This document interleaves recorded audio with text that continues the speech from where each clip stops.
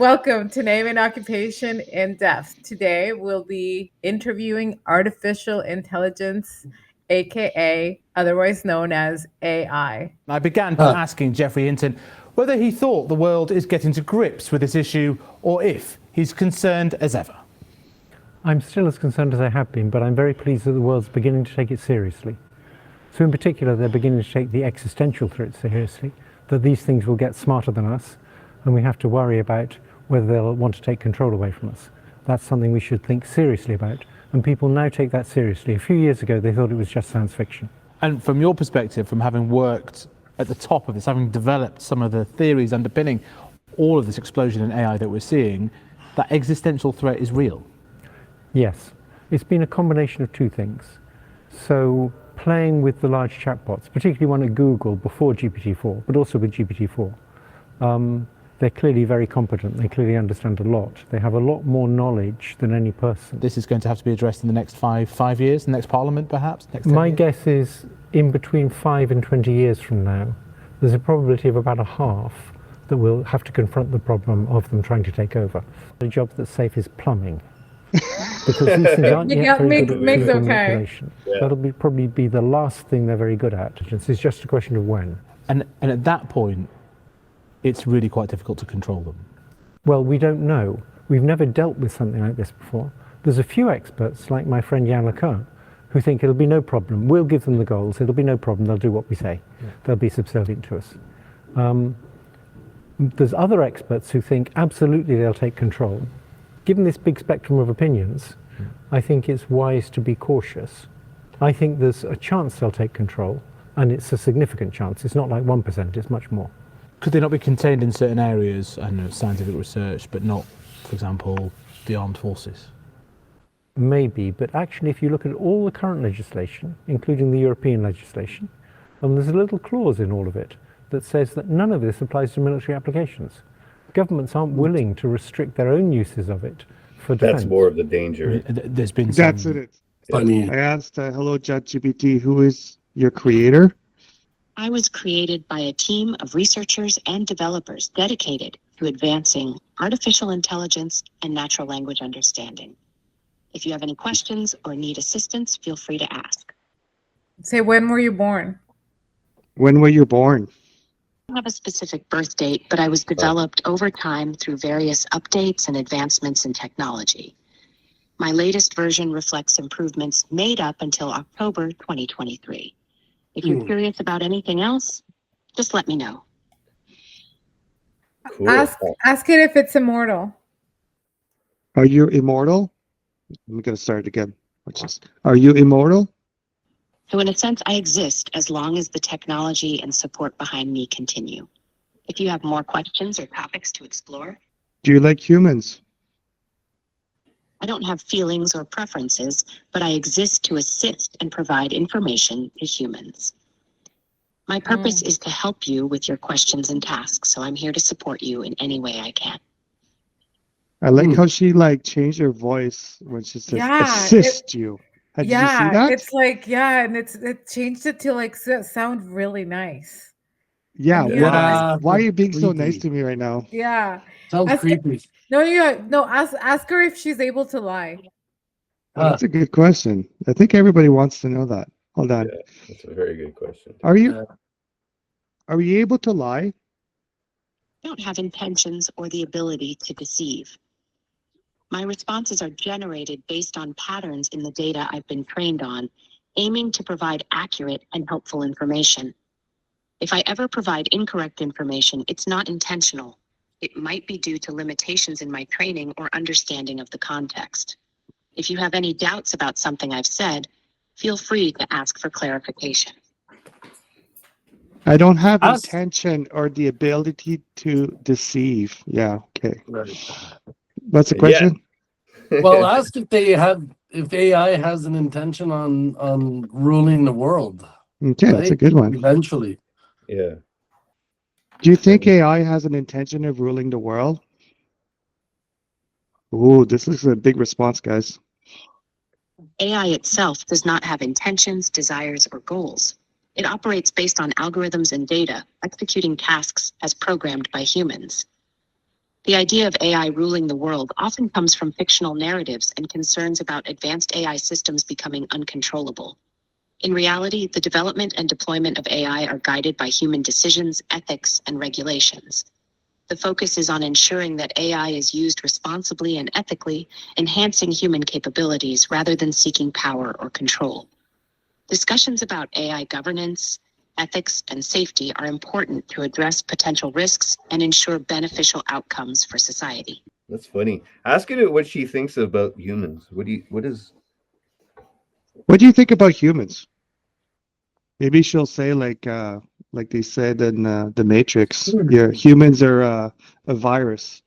That's it. Yeah.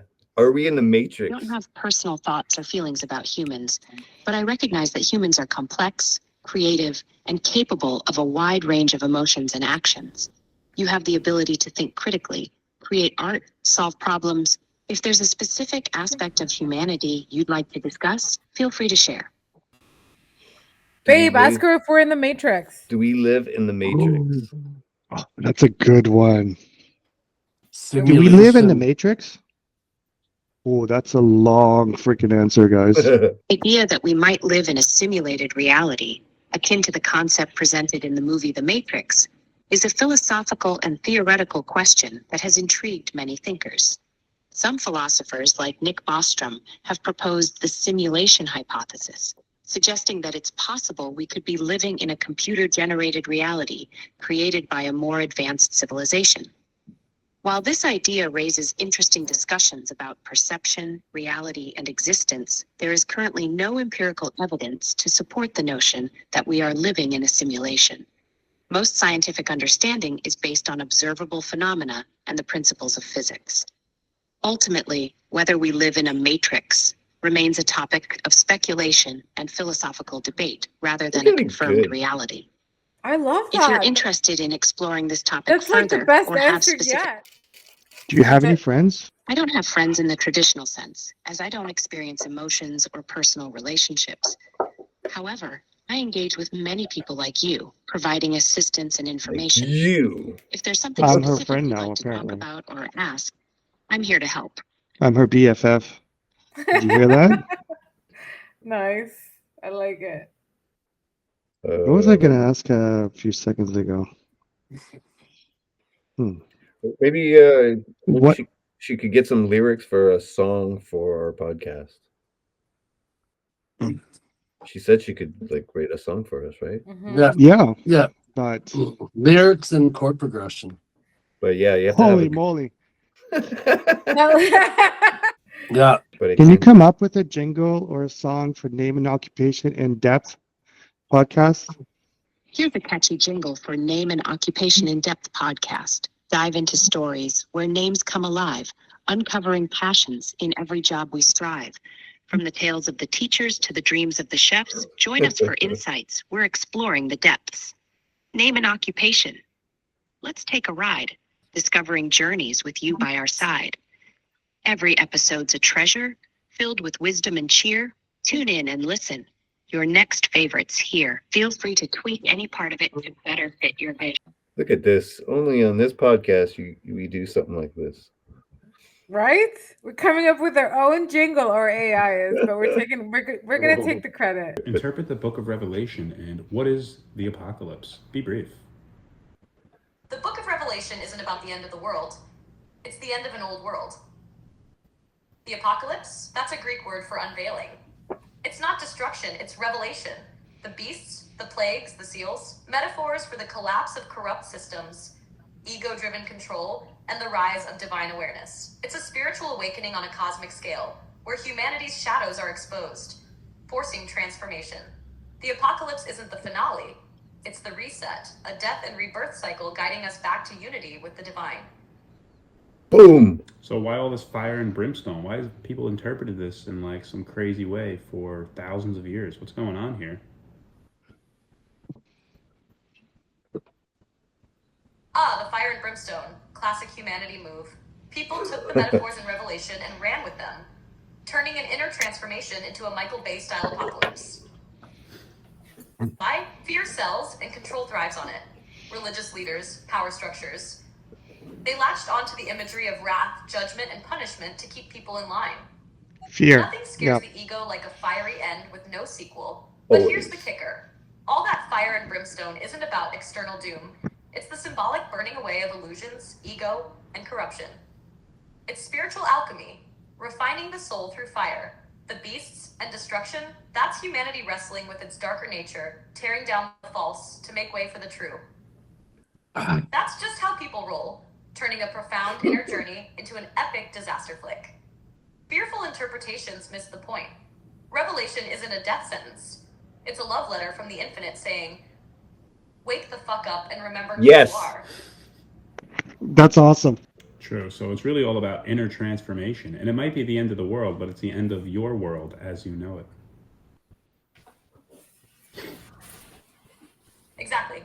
The apocalypse is the end of your world. The one built on ego, fear, and separation. It's not fire raining from the sky. It's fire within, burning away the false self so the true self can emerge. The beasts, your shadows. The seals breaking, layers of illusion falling away. The end is really a new beginning. When you see it for what it is, revelation isn't terrifying. It's liberating. It's the infinite shaking you awake saying, let go of the old because what's coming is so much greater. The world doesn't end. It transforms, and so do you. Total mic drop moment for the soul. All right, people, here's the deal. This is just the warm-up. We'll be back later to drop more cosmic truth bombs, roast some egos, and set your minds on fire. In the best way possible. Stay tuned, stay cosmic, and remember, the end of the world as you know it is just the beginning of something legendary. Peace for now, but we'll see you soon. Anyway, That's see you funny. soon. Love and light. Peace. Hmm. Okay, I'll end it there. Yeah.